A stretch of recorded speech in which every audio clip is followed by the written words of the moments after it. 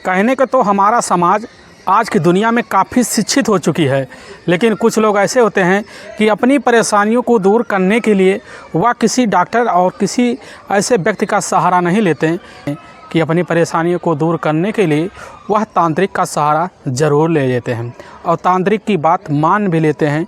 सोचते हैं इसी की वजह से हमारे पूरे परिवार का दुख और दर्द ठीक हो जाएगा, लेकिन वह ऐसे परेशान में पड़ जाते हैं, ना वह सोच पाते हैं ना समझ पाते। आज की घटना में सेम ऐसा हुआ। एक तांत्रिक की बातों में आकर एक व्यक्ति ने ऐसा कुकर्म कर दिया जिसकी वजह से एक इंसान इस दुनिया को छोड़ के चला जाता है। लेकिन जब लोगों के सामने सच्चाई निकल के आता है, ना कोई सोच पाता है ना कोई समझ पाता है। आज की घटना में क्या था, आज की घटना में क्या हुआ, इस घटना की आप पूरी सच्चाई जानने के लिए इस वीडियो को आप लास्ट तक ज़रूर देखिएगा। नमस्कार दोस्तों, मैं प्रदीप कुमार आपको इस टेढ़ी बात चैनल पे मैं स्वागत करता हूं। दोस्तों आज की यह जो सच्ची घटना है, यह घटना है छत्तीसगढ़ का, और ठीक उसी का एक ज़िला पड़ता है दुर्ग ज़िला, और ठीक उसी का थाना लगता है अंडा थाना, और उसी का एक गांव पड़ता है अलबरस। मैं बात कर रहा हूं 29 दिसंबर 2019 का दिन होता है, लगभग दोपहर का टाइम होता है। उसी बीच अलबरस का एक आदमी होता है जो अपनी खेत की तरफ निकल पड़ता है। तभी उसकी नज़र जो होता है उसी साइड में एक झाड़ी होता है, वहीं में पड़ता है। तो वह देखता कि वहाँ पर एक डेड बॉडी पड़ी हुई है, और पास पहुँचता है तो देखता दंग होकर चला जाता है। इसीलिए अपनी गांव की तरफ भागता है और गांव की तरफ शोर शराबा करना शुरू कर देता है। अब गांव के लोग जितने भी लोग होते हैं सभी इकट्ठा होकर उसी बॉडी के पास पहुँचते हैं। आनन फानन में सभी लोग तरह तरह की बातें करते हैं, लेकिन उसी में से चौकीदार होते हैं गाँव के, तुरंत ही अपने नज़दीकी पुलिस थाने जो होते हैं अंडा में फ़ोन कर देते हैं। वहाँ के टीआई अधिकारी होते हैं राजेश झा, जैसी खबर पाते हैं तुरंत अपना सारा काम छोड़ छाड़ के जो होते हैं अपने 2 कांस्टेबल सहित उसी समय उसी घटना पर पहुँचते हैं। जब पहुँचते हैं तो देखते हैं काफ़ी ज़्यादा भीड़ लगा हुआ है। उस भीड़ को हटाते हैं तो नज़ारा देख कर तुरंत ही दंग से रह जाते हैं, क्योंकि वह जो बॉडी होता है लगभग आधी सी जल चुकी होती है। उसके बुते शरीर पर थोड़े बहुत जो होते हैं कपड़े पड़े हुए थे, और साइड में जो होता है वहाँ पर कुछ शराब की बोतलें पड़ी होती हैं, लेकिन 3 खाली जो होते हैं गिलास पड़े होते हैं। पुलिस उस बॉडी को ध्यान से देखती है, तभी लगने लगता इस व्यक्ति की उम्र लगभग यही 14 से 15 साल के लगभग। यह जो लड़का है इसकी पहचान कर पाना लग रहा काफ़ी मुश्किल सा है। इसीलिए पुलिस तुरंत ही वहाँ के लोगों से पूछती है क्या कोई इस बालक को जानता है। वहाँ के लोग तुरंत ही पहचानने से इनकार कर जाते हैं। वह कहने लग जाते हैं कि सब हमारे गांव में सभी बालक खुशी तरीके से अपने गांव में हैं, लेकिन कोई भी व्यक्ति ना गुमशुदा है। पुलिस उनसे काफ़ी जो होता है ताकि आज से पूछताछ करती है, लेकिन हर लोग उस बालक को पहचानने से इनकार कर जाते हैं। उसी समय राजेश झा तुरंत ही अपने से बड़े अधिकारी जो होते हैं उनको सूचना देते हैं। उनको सूचना देने के बाद तुरंत ही वहाँ पर काफ़ी लोग इकट्ठा हो जाते हैं। सभी लोग अपना अपना राय मशवरा रखते हैं। राय मशवरा रखने के बाद पुलिस की जो टीम होती है उसी समय फ़ोटो खींचकर अपने नज़दीकी जितने भी ज़िले में थाने होते हैं सर्ग में सर्कुलेट करा लेती है, और साथ में जिलावर्ती का जो सबसे नज़दीक थाना होता है बालौद में इस चीज़ की सूचना दे देते हैं। देने के बाद पुलिस जो होती है उसी समय उठाकर उस बॉडी को अपने नज़दीकी सरकारी अस्पताल में मोर्चरी में रखवा देती है। रखवाने के बाद पुलिस जो होती है शाम के ही टाइम में इस केस के सिलसिले में छानबीन करना शुरू कर देती है। पुलिस काफ़ी थाने को चक्कर मारती है कि हो सकता है कहीं किसी बालक का लगभग 14 से 15 या 16 साल के बीच का गुमशुदा का मुकदमा तो दर्ज नहीं है, और पुलिस इस सिलसिले में लग जाती है, काफ़ी मेहनत करती है। तभी पुलिस के ही उसी जो होता है वही अंडा थाने के जो टीआई अधिकारी होते हैं राजेश झा के पास एक उसी ज़िले से ही अर्जुदा ही थाने से मौके पर उन्हीं के पास फ़ोन आता है। वह इंस्पेक्टर बोलने लग जाते हैं राजेश से कि आज से लगभग 3 दिन पहले ही 26 दिसंबर 2019 को ही सालनी गांव के रहने वाले होते हैं पिलेश्वर नारायण, उन्हीं का अपना ही बेटा है रुद्र नारायण, जिसकी उम्र है 15 साल और 16 साल के आसपास होता है, जो 9वीं कक्षा में पढ़ाई कर रहा होता है।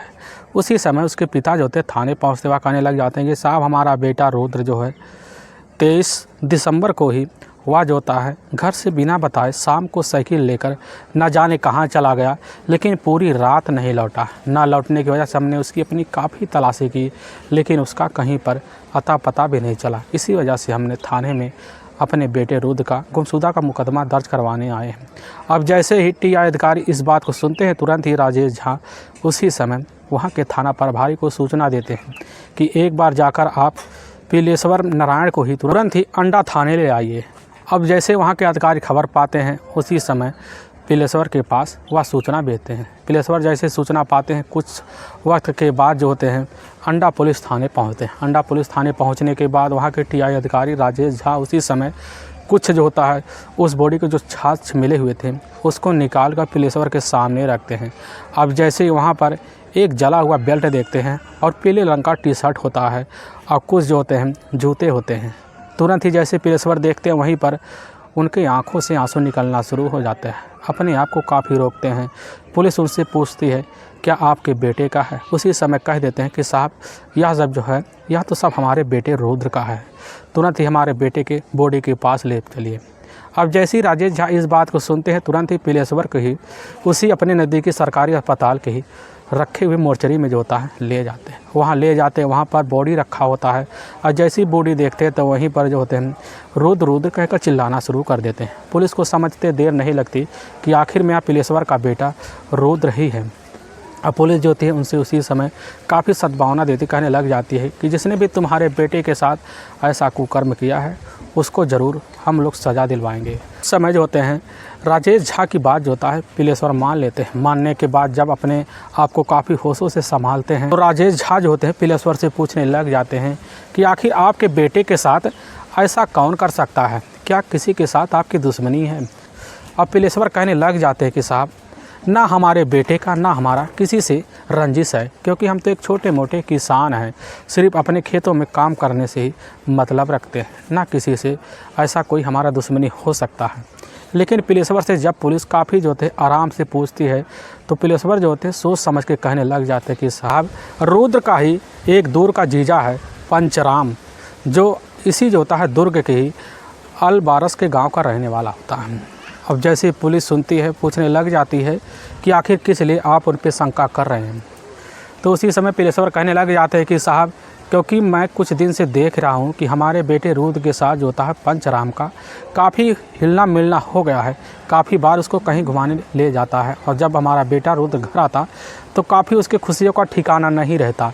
लेकिन कल ही जो होता है लगभग वही दोपहर का टाइम होता है, उसी बीच पंचराम हमारे पास फ़ोन करता है। वह कहने लगता है क्या बेटे रुद्र का ही कोई अपराधी पकड़ा गया? अब इसी बात को जैसे ही वहाँ के टीआई अधिकारी सुनते हैं, तुरंत ही वह चारा का सारा जो शंका होता है वह जाकर पंचराम के ऊपर घूम जाता है। घूमने की वजह से पुलिस बिना किसी देरी किए अब तुरंत ही उसी समय पिलेश्वर से ही पंचराम का मोबाइल नंबर लेती। नंबर लेने के बाद तुरंत पंचराम के मोबाइल नंबर पर कॉल कर देती है। तो तुरंत ही मोबाइल नंबर जैसे ही कॉल किया जाता है उसका मोबाइल नंबर उसी समय स्विच ऑफ निकल जाता है। पुलिस काफ़ी अचंभा रह जाती है, वह सोचने तुरंत लग जाती हो ना हो पंचराम ने ही रुद्र के साथ कुछ ना कुछ अनहोनी किया हो। अब पुलिस की जो टीम होती है उसी समय पिलेश्वर के बताए हुए जगह पंचराम के घर पहुंचती है। घर पहुंचने के बाद वहीं पर उसकी पत्नी मौजूद होती है। जब पुलिस पत्नी से पूछने लग जाती है कि पंचराम इस समय है कहाँ, पत्नी कह बैठती कि साहब वह तो 24 दिसंबर से ही घर नहीं दिख रहे हैं और बिना बताए कहीं पर चले गए हैं। इसी बिना पर पुलिस का जो शक होता है और गहरा होता चला जाता है और पुलिस जो होती है उसी समय पंचराम का पूरा सीडीआर डिटेल निकालती है। जब सीडीआर डिटेल निकालती है उसी डिटेल में जो होता है एक नंबर और निकल के आता है। वह नंबर होता है धनराज का, जो धमतरी जिले के ही उसी गांव का रहने वाला होता है।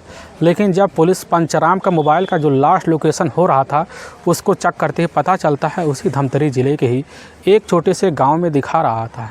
और पुलिस को जैसे यह सुराग मिलता है उसी समय यानी कि 31 दिसंबर 2019 का दिन होता है, उसी समय पुलिस की टीम जो होती है अब तुरंत ही धनराज के घर जाती है। धनराज के जैसे घर पहुंचती है तो वहां पर उसकी पत्नी मौजूद होती है। पुलिस उसकी पत्नी से पूछने लग जाती है तो वह कहने लग जाती है कि हमारा पति और साथ में उसका ही अपना दोस्त है पंचराम, दोनों मिलकर इसी जंगल में वह कुछ शिकार करने के लिए गए हैं। और पुलिस जैसी खबर पाती है तुरंत ही उसी जंगल में अब जो होता है पंचराम और धनराज की दोनों की तलाशी करना शुरू कर देती है। और जैसे ही करती तो काफ़ी मेहनत करती है। काफ़ी मेहनत करने के बाद पुलिस जो होती है सूझी समझी साजिश के तहत एक जाल बिछाती है, और जाल के तुरंत ही बिछाने के बाद पुलिस के अंडर में जो होता है उसी समय एक रास्ते से पंचराम और धनराज जो होते हैं हाथ में 2 चूहे लिए हुए आ रहे होते हैं। पुलिस जैसे देखती है उसको उन्हीं समय फ़ोटो के बल पर दोनों को अपने कस्टडी में लेते हैं। कस्टडी में लेने के बाद पुलिस तुरंत जो होती है अब अंडा पुलिस थाने में ले आती है। अंडा थाने में ले आने के बाद पुलिस के सामने बिना किसी दबाव के जो होते हैं दोनों उसी समय जो होता है रुद्र की हत्या का जुल्म कबूल कर लेते हैं। लेकिन जो सच्चाई पुलिस के सामने रखते हैं, इससे सुनने के बाद पुलिस को तो अपने कानों पर विश्वास नहीं होता कि आखिर एक आदमी अपनी इच्छा पूरा करने के लिए किस हद तक गुजर जा सकता है। असल में छत्तीसगढ़ का एक ज़िला पड़ता है दुर्ग, वहीं का एक गांव पड़ता है अलबरस, वहीं का रहने वाला होता है पंचराम देशमुख। पंचराम देशमुख जो होता है उसका बचपना जो होता है सीधा का सीधा पेंटिंग की तरफ आकर्षित होना शुरू हो जाता है। इसीलिए अपना पूरा ध्यान जो होता है पेंटिंग करने पर फोकस करना शुरू हो जाता है। लेकिन पंचराम जैसे ही अपने जवानी की दहलीज पर पहुंचता है, जैसे उसको पता लगता है कि अब हमें अपने घर की जिम्मेदारी उठा लेना चाहिए, तो वह जाकर अपने पास में एक जो होता है पेंटिंग का दुकान खोल लेता है। लेकिन समय के हिसाब से उसका दुकान तो चलना शुरू हो जाता है, लेकिन जैसे समय बदलने लगता है उसी समय 3D पेंटिंग का ज़माना आ जाता है। लेकिन पंचराम की इतनी बस की बात नहीं थी कि वह 3D की तरह पेंटिंग कर सके। इसके लिए दुकान पे उसकी जो होती है कम बिक्री होना शुरू हो जाता है, जिसकी वजह से उसका घर का पारिवारिक जो खर्चा होता है काफ़ी बुरी तरह से एक जूझ रहा होता है। इसीलिए पंचराम जो होता है काफ़ी तरह से तकरीब अपनाता है, लेकिन उसके जितने भी तकरीब होते हैं सब फेल होते चले जाते हैं। इसीलिए पंचराम जब काफ़ी ज़्यादा परेशान हो जाता है तो पंचराम को अपना ही ससुराल बलौर ज़िले के ही सलूनी गाँव में रहने वाले होते हैं राजू, उन्हें यहाँ होता है। इसीलिए राजू के यहाँ जो होता है अब पंचराम अपने ससुराल जाता है, कुछ दिन रहने लगता है। तभी उसको पता चलता है गांव में काफ़ी सारे बंदर आए हैं। गांव वाले इस बंदर से काफ़ी आतंक सा हो गए हैं। लेकिन इसी बंदर को जो होता भगाने के लिए गांव के बाहर एक काफ़ी जाना माना तांत्रिक आया हुआ है। लोग उस तांत्रिक के बारे में जो था पंचराम के सामने काफ़ी जिक्र करते हैं, कहने लगते हैं वह तांत्रिक जो होता काफ़ी जाना माना होता है। अगर जिस गाँव में चला जाता है तो उस गाँव के सारे दुख दूर हो जाते हैं। और पंचराम की इच्छा जो होती है उसी तांत्रिक से मिलने के लिए काफ़ी ज़्यादा हो जाता है, क्योंकि पंचराम जो होता है उस गांव का काफ़ी जाना माना दामाद होता है, सभी का प्यारा होता है। इसीलिए जो होता है पंचराम को लोग जो होते हैं उस तांत्रिक से मिलाने के लिए काफ़ी जो होता है लोगों से मिन्नतें करते हैं। तभी पंचराम जो होता है उस तांत्रिक से मिलने के लिए जो होता है काफ़ी लोगों से रिश्ता भी बना लेता है। इसीलिए जब रिश्ता उसका बन जाता है तो काफ़ी लोगों से मुलाकात करके जो होता है तुरंत ही उस धनराज के पास जाता है। पता चलता वह धनराज कोई और नहीं है, वह धनराज तो एक तांत्रिक है। और जैसे उसके पास पहुंचता है, पहुंचने के बाद जो होता है अब पंचराम और धनराज दोनों वहां काफ़ी दोस्ती बना लेते हैं। धनराज उसी समय जो होता है वह मिलकर जो होता है पंचराम के साथ पैक लगाना शुरू कर देता है। और जब लगाने लगता है तो बातों बातों में आकर धनराज जो होता है पंचराम के सामने कह बैठता है कि इस गांव वाले हमारा काफ़ी इज्जत करते हैं, हमें लोग काफ़ी नामों से जानते हैं क्योंकि हम अच्छे तांत्रिक हैं। इसीलिए कल तुम देखना इस गांव में एक भी बंदर नहीं दिखेंगे, हम ऐसा मंत्र फूकेंगे। और उसी कारनामे में जो होता है उसी समय अब पंचराम का जो होता है ध्यान चला जाता है। लेकिन जैसे सुबह का टाइम होता है, सुबह के टाइम देखा जाता है पूरे गांव में कहीं पर एक बंदर भी नहीं दिखते, क्योंकि एक जो होता है देखा जाए तो अनहोनी होता है, क्योंकि ऐसा हो जाता है। लेकिन पंचराम जो होता है उसी तांत्रिक की बातों में आ जाता है। आने के बाद पंचराम के मन में बैठ जाता है कि हो ना हो हमारा यहाँ जो होता है धनराज काफ़ी अच्छा दोस्त है, यही सब हमारा दुख दूर करेगा। इसीलिए पंचराम जो होता है दोपहर का टाइम होता है, दोपहर के टाइम में धनराज को लेकर वहाँ ठेके पे जाता है।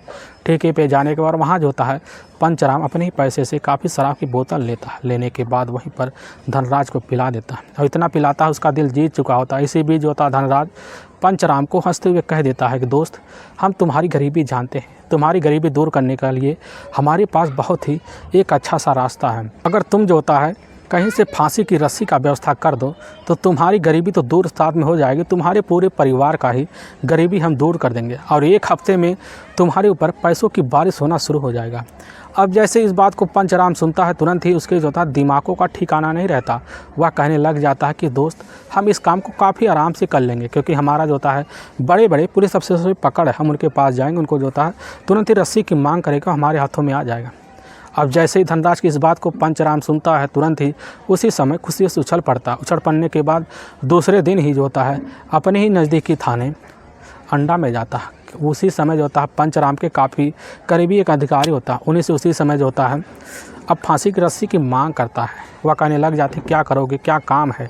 वह कहने लग जाता है अपना करीबी समझ के हमें जो होता है इसी से माला माल होगा। वह कहने लग जाते हैं कि यार रस्सी जो होता है हमारे पास नहीं उपलब्ध रहता, इस रस्सी को तुम्हें पाने के लिए जो होता है जेल के जल्लाद से मिलना पड़ेगा। और उसी समय जो होता है जेल के जल्लाद से मिलने के लिए पंचराम चला जाता है, लेकिन वहाँ पर उसकी मुलाकात नहीं हो जाता। तभी वह समझ जाता है कि अब हमारा काम जो होता होने वाला नहीं है। इसीलिए जो होता जब रास्ते में आने लगता उसी बीच खड़ा होकर कुछ जो होता अपने ध्यान को इतना केंद्रित करता है, उसी बीच उसको ध्यान आ जाता है कि हमारा ससुराल सालनी गांव के रहने वाले होते हैं, वह होते हैं पिलेश्वर, उन्हीं का बेटा है रुद्रनारायण, जो इस समय हमसे उससे काफ़ी लगाव है। और जैसे उसको इस बात को ध्यान आता है तुरंत ही जाकर इस बात के जिक्र उसी समय जो होता है वह जाकर उस तांत्रिक से करता है। तांत्रिक उसी समय जब उसकी बात सुनता हुआ कहने लग जाता है कि हमें चाहे जैसा भी रस्सी हो, चाहे जिस चीज़ का रस्सी हो, लाकर हमें दे दोगे, हम तुम्हें जो होता है 1 हफ्ते के अंदर माला माल कर देंगे। अब जैसे इस बात की जिक्र जो होता है पंचराम सुनता है तुरंत ही धनराज की बातों में आ जाता है। इसी समय रातों रात जो होता है अपने ससुराल पहुंच जाता है। ससुराल आने के बाद रात भर का इंतजार करता है। सुबह होने के बाद वह जाता है और उसी समय जो होता है रुद्र को देखता है। रुद्र से मिलकर काफ़ी अच्छे तरीके से मीठी मीठी बातें करता है। लगभग हफ्ते भर रुक कर उसके साथ इतनी गहरी दोस्ती बना लेता है कि दोस्ती के बीच जो होता है उसको कभी कहीं बाज़ार में घुमाने ले जाता, कभी खेतों में ले जाता, जिसकी वजह से रुद्र जो होता पंचराम की पूरी तरह से बातों में उलझ जाता है। उलझने के बाद जो होता है इसी मौके की तलाश में बैठा रहता है। तभी उसको ध्यान आता है कि साल में एक बार जो होता है 23 दिसंबर को ही सबसे बड़ा मेला इसी मड़ई में लगता है। अब उसी समय जो होता है रुद्र को कॉल कर देता है, कहने लगता है कि 23 दिसंबर 2019 को ही मड़ई का सबसे बड़ा मेला लगता है, इसीलिए हम तुमको लेकर वहीं पर मड़ई का मेला दिखाने के लिए चलेंगे। रुद्र जो होता है उसी समय अब पंचराम की बात में आ जाता है। पूरी रात वह जो होता मेले का अच्छे से ख्वाब देखता है, लेकिन जैसे ही 23 दिसंबर 2019 का दिन होता है उसी समय अपने घर से बिना बताए रुद्र जो होता साइकिल लेता, साइकिल लेकर और निकल पड़ता है। निकल पड़ने के बाद लगभग गांव से 6 किलोमीटर दूरी तय करने के बाद आलबरस के चौराहे पर पहुंचता है। वहां पर देखता कि वहां पर उसके ही दूर के जीजा जो होते हैं पंचराम वहीं पर साइकिल लेकर खड़े होते हैं। और जैसे ही पहुंचता है तो उसके जीजा जो होते हैं पंचराम खुशी का कोई ठिकाना रहता। वह पूछने लग जाते हैं कि बेटा तुम तो बड़े जल्दी आ गए। और रुद्र उसी समय कह बैठता है कि जीजा जी हमने आज से कई साल पहले जो होता है मड़ई का मेला देखा था, इससे बाद हमने आज तक कभी नहीं देखा, आज हम पूरा मेला घूमेंगे। और रुद्र की बात जैसे ही पंचराम सुनता है वह कहने लग जाता है कि बेटा सारा पैसा हम खर्च करेंगे, पूरा मेला तुमको घुमाएंगे, जो खाना हो सो खा लेना। इसी बीच रुद्र का कोई खुशियों का ठिकाना नहीं रहता। वह सोचता है कि आज तो हमारी जीजा सारे हमारे ख्वाब पूरा कर देंगे। लेकिन पंचराम उसी बीच पूछ पढ़ते हैं बेटा आने की जिक्र तुमने किसी के सामने तो नहीं किया। रुद्र कह देता अगर हम अपने पिता को बात बताते तो हमारे पिता जो होता हमें अकेले आने नहीं देते। अब जैसे ही पंचराम इस बात को सुनता है तो सुनने के बाद वह काफ़ी जो होता है हंसमुख हो जाता है। हंसमुख होने के बाद पंचराम से उसी में पूछने लग जाता है एक बात बताओ कि तुमने ज़िंदगी में कभी शराब पी है। तो रुद्र कह देता है कि जीजा जी हमने आज तक पहले कभी शराब नहीं पी है, लेकिन एक बार मजाक में अपने दोस्तों के साथ मिलकर थोड़ा बहुत शराब का रस ले लिया था। अब जैसे ही इस बात को पंचराम सुनता है, पंचराम कह देता है कि आज हम तुम्हारे इस शराब का जो ख्वाब है पूरी तरह से पूरा कर देंगे, और पूरा करेंगे इस तरह तुम कभी सोच नहीं पाओगे। इसके बाद हम तुम्हें पूरा मेला घुमाएंगे। पंचराम की बात सुनकर रुद्र जो होता है उसी समय पंचराम के साथ मड़ई मेला की तरफ निकल पड़ता है। तभी रास्ते में वहाँ पर एक दुकान होता है जहाँ ठेका होता है, ठेके पर से पंचराम 2 शराब की बोतल लेता है और कुछ चिकना लेता है। लेने के बाद पंचराम और रुद्र को लेकर जो होता है वह जाकर एक जो होता है सुनसान खेत होता है, वहाँ पेड़ होता है, उसी पेड़ के नीचे रुद्र को लेकर बैठ जाता है।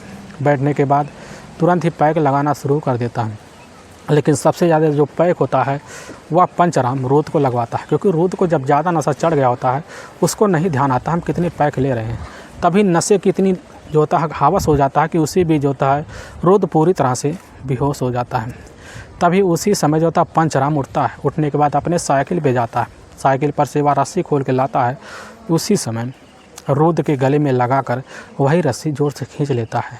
पेड़ पे टांग के जो होता है तुरंत ही रस्सी को उसके गले से निकाल कर अपने साइकिल में बांध कर वह ले जाता है। ले जाने के बाद उसी तांत्रिक के पास पहुंच जाता है। तांत्रिक से बोल देता है कि अब लो हमारी सारी ख्वाहिशें अब तो पूरी होगी, हम जो है कल से ही करोड़पति बन जाएंगे। तांत्रिक उसको कह देता है अभी अब तुम्हारे सारे जो है ख्वाब पूरा होना शुरू हो गए हैं, इसके लिए तुम्हें एक काम करना होगा, तुम जल्द से जल्द जो होता है एक चूहे की व्यवस्था करो। लेकिन जैसे सुबह का टाइम होता है उसी बीच जो होता है वह उसको ध्यान आ जाता है, दूध को अगर होश आ गया तो हम पकड़े जाएंगे। इसीलिए जो होता है रात में ही पंचराम वहाँ पर तुरंत ही पहुँचता है। तो वहाँ पर देखता है रुद्र जो होता है वह वहीं पर एक डेड बॉडी की तरह पड़ा हुआ है और उसके शरीर पर जाकर उसी समय पंचराम केरोसिन डालकर वहीं पर आग के हवाले कर देता है और तुरंत ही उसी समय उस तांत्रिक के घर पहुंचता है। पहुंचने के बाद तांत्रिक जो होता है मिल तांत्रिक धनराज और यह जो होता है पंचराम दोनों उसी जंगल में चूहे की तलाशी करना शुरू कर देते हैं। लेकिन जैसे ही करना शुरू कर देते उसी समय पुलिस जो होती है उनको जाकर 2 चूहे के साथ धर दबोचती है और थाने ले आती है। लेकिन वाकई में दोस्तों पुलिस के सामने जो सच्चाई निकल के आता है, इसी बिना पर पुलिस की जो टीम होती है वह तो सोच भी नहीं पाती आखिर व्यक्ति अपनी इच्छा पूरे करने के लिए एक लड़के की इस तरह कैसे जान ले सकता है। लेकिन पुलिस जो होती है पंचराम देशमुख और धनराज नेतराम के ही इकबालिया जुल्म के ही बयान पर दर्ज कर धारा 302 और धारा 120 और 2024 के तहत जो होता है मुकदमा दर्ज करके ले जाकर इन दोनों को जेल के अंदर डाल देती है। दोस्तों हमें इस घटना का सुनाने का उद्देश्य किसी को परेशान करना नहीं है और ना ही किसी को दिल को ठेस पहुंचाना है, बल्कि आपको यह बताना है कि आप जहां भी रहें आप सावधान और सतर्क जरूर रहें। दोस्तों अगर आपको यह वीडियो पसंद आ रहा है तो इस वीडियो को आप ज़्यादा से ज़्यादा शेयर और सब्सक्राइब और लाइक ज़रूर कीजिए, जिससे हम आपके बहुत आभारी रहेंगे। फिर मिलेंगे एक नए वीडियो के साथ, तब तक के लिए जय हिंद और जय भारत।